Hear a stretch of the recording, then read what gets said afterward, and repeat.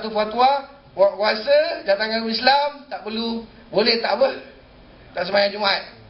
Sebab nak tangkap orang buat maksiat. Boleh. Ataupun biar perempuan yang tangkap 8 orang.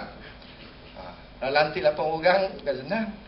Tapi itu 8 orang baru selesai isu zina. Dalam masa yang sama tu ada 3-4 isu jenayah syariah kan. Yang situ murtadnya, yang situ syiah, yang semuanya buat time solat Jumaat. Ini kita kena fikir sama-sama. Macam mana nak selesai? Ini malah mufti dah pun pening kepala ni. Macam mana nak buat ni? Bukan senang nak bagi maknanya kebenaran tak sembahyang apa? Solat Jumaat ni. Untuk menyelesaikan isu jenayah ni. Jenayah ni bukan berkaitan dengan jenayah, maknanya jenayah saja, tapi berkaitan dengan kewangan pun boleh berlaku ke. Ini antara faktor-faktor yang kita perlu lihat lah. Ini gambaran bagaimana keperluan institusi Islam tu berkembang. Keperluan tu bukan sekadar dari orang tengok, macam tu saja tak. Okey. Definisi ekonomi Islam. Satu sistem ekonomi yang didasarkan kepada asas ketuhanan yang bertolak daripada Allah Subhanahu Wa Taala. Kalau kita tengok sistem ekonomi ni, senang cerita dia pertukaran antara wang dan juga barangan je lah. Tetapi dari sudut bila sebut Islam ni, dia akan ada konsep-konsepnya. Dia ada akad dia. Dia bukan senang boleh bagi, boleh terima macam tu tak. Dia ada unsur kerelaan, unsur keredaan untuk sesuatu benda tu. Dia ekonomi Islam ni dia mesti ikut patuh syariah. Dia ada benda-benda yang boleh dibeli, ada benda-benda yang tidak boleh dibeli. Ini perkara yang tujuannya adalah untuk mendapat keredaan Allah SWT dengan menggunakan pelbagai saluran dan dibatasi oleh syariat Allah. Ini maksudnya. Kita nak beli sesuatu, orang tu jual. Sekarang ni dah banyak kan jual-jual handphone. Tak tahulah, banyak orang dah di Afrika ni kan. Dia jalan dia tunjuk handphone. Orang kita pun ada tunjuk handphone, jual handphone. Tu. Itu agak-agak handphone tu halal ke haram tu? Takkan jual handphone. Biasa kedai handphone yang jual. Ini orang yang jual. Kita pergi tengah-tengah makan, jam, satu lagi jam. Ada orang nak jual jam. Itu benda-benda yang tu sebenarnya agak-agak asal usul barang-barangan tu kemungkinan ada syubhah, maknanya tak pasti lagi. Kita pergi beli, itu tak boleh. Dia tak boleh. Mana barang tu tak pasti. Sama siapa punya milik. Macam mana orang yang biasa boleh jual macam tu aja. Itu yang kita lihat. Ada unsur-unsur syariah tu yang perlu dilihat. Kemudiannya untuk mendapat keredaan. Bila kita beli sesuatu je dengan niat sesuatu yang baik, barang yang kita beli tu barang yang baik, duit yang kita beri tu duit pun yang baik, hasilnya, maka baru dah dapat keredaan Allah SWT. Itu yang kita lihat lah. Kemudian konsep ekonomi Islam. Yang pertama kalau lihat seiring dengan syariat. Seiring dengan syariat. Maknanya ekonomi Islam ni dia mesti seiring dengan syariat. Dia tak boleh berlawanan dengan syariah. Kalau jual beli tu mesti ada ijab dan kabul. Mesti ada setuju tak setuju. Ada orang ada orang dia beli, kadang-kadang tak setuju, terpaksa. Tak boleh. Kemudian ketentuan kesahihan muamalat dan hukumnya adalah berasaskan niat. Tuan-tuan nak beli kereta warna biru dan tempah yang mari-marinya warna hitam. Itu pun masalah juga tu. Terpaksa setuju. Nak beli Viva dapat Kelisa, okey lah, sama harga. Okey tak okey pun masalahnya tetap harga lain. Kemudian nilai akhlak diutamakan. Kita ada nilai akhlak dalam ekonomi Islam ni.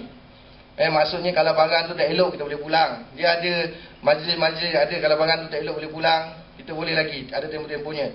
Kemudian saling rela merelai. Ni bukan rela merelai yang lain ni. Ni meredai. Maknanya kita reda dengan apa barang tu. Kemudian kebebasan individu dalam meletakkan syarat. Boleh dia nak letak berapa harga pun, tak kisah. Yang penting masih lagi dalam konsep jual beli. Kemudian asal dalam muamalat dan akad adalah harus melainkan yang ditegak oleh nas yang sahih. Okey, ini ada satu kaedah fikiah ni. Maknanya al-aslu fi asya' ibahah. Sesuatu perkara tu pada asalnya adalah harus.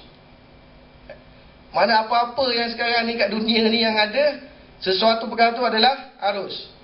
Apa hukum pakai kot ni ada tak dalam Islam? Ada tak? Apa hukum pakai tie ada tak? Tak ada. Apa hukum pakai mic ni ada tak? Bukan senang. Tuan-tuan pakai itu pangkat-pangkat tu ada tak? Itu semua persoalan tu. Pakai songkok, pakai kopiah, duduk atas kursi. Itu semuanya kalau ikut dalam Quran dalam hadis tak ada. Tapi kita balik kepada kaedah al-aslu fi asya' ibahah. Sesuatu yang pada asalnya adalah harus. Illa hunaka adillah yadullu ala tahrim. Melainkan ada sesuatu dalil yang menunjukkan perkara itu haram maka tak boleh. Jadi apa benda yang sekarang yang kita ada kat dunia ni, selagi mana benda tu tak ada dalil daripada Quran ke hadis, ijma' qiyas, maka dia dikira haruslah. Macam tu. Itu dalam mazhab Syafi'i. Tapi dalam mazhab Hanafi, al-aslu fi asya' tahrim, terbalik. Setiap perkara tu asalnya adalah haram. Mazhab Hanafi.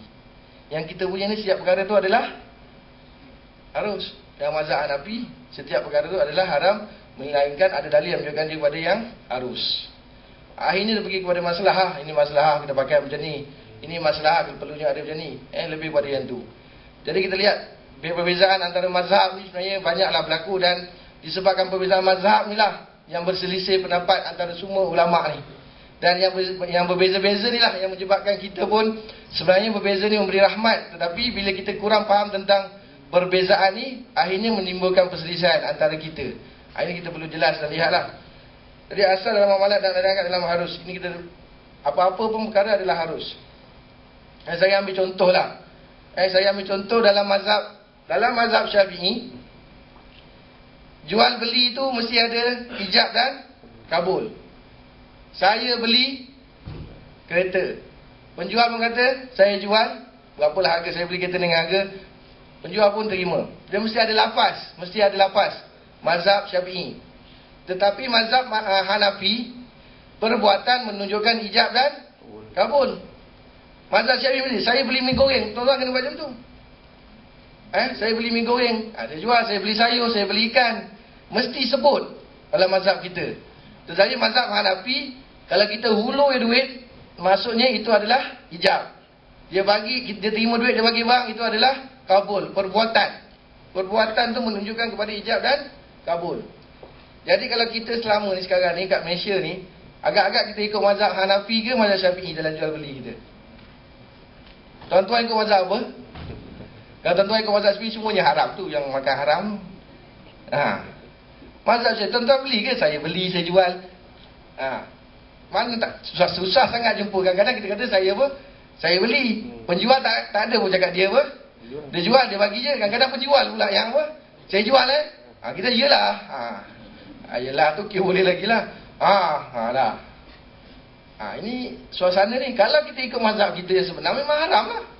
Sebab tak sah. Sebab tak ada lafaz.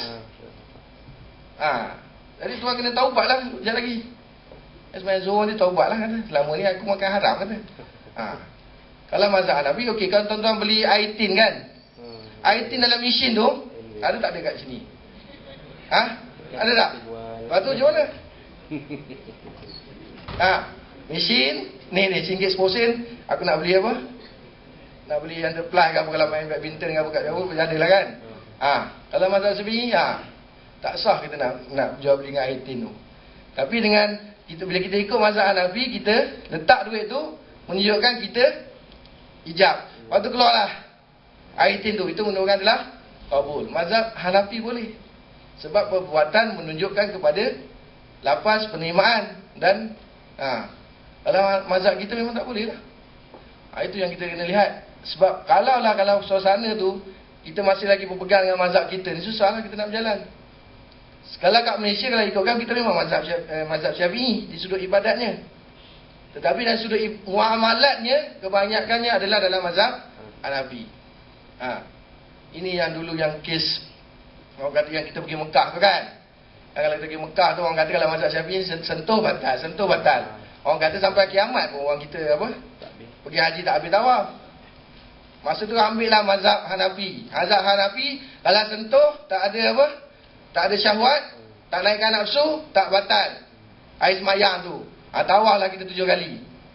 Kemudian ulama korek lagi, jumpa pula dalam mazhab Syafi'i ada pandangan, 2 orang pandangan sahabat ataupun tabi'in mengatakan kalau sentuh tanpa syahwat boleh. Itu pandangan yang pelik daripada mazhab Syafi'i. Jadi kita akhirnya dia kata tak apa, kita ambil pandangan yang pelik daripada mazhab Syafi'i supaya tak beralih pada mazhab Hanafi. Jadi ilmu ni luas tuan-tuan. Ilmu ni luas. Maksudnya kita kena korek lagi. Kitab kalau kita kan, kalau orang belajar mengajar Islam ni, dia memang ada kitab khusus. Kalau kita tengok, maknanya Kitab Syafi'inya ada lebih kurang kitab-kitab lama. Hanafinya, Malikinya, semuanya ada kitab-kitabnya. Walaupun saya belajar sampai PhD pun, saya nak baca satu kitab, kata kitab yang lama pun tak pernah habis. Kalau kita baca bab muamalat je lah. Bab solat, bab ibadat, tak baca lagi. Nak cerita ni memang tingginya ilmu tu banyak, terlalu banyak dalam kitab-kitab tu. Jadi mungkin selama ni yang ada selama ni, yang keluar pandangan tu mungkin pandangan yang dipahami peringkat sekarang, tak dikorek-korek lagi. Dikorek-korek lagi, kita jumpa lagi. Oh, pandangan ni adalah mengatakan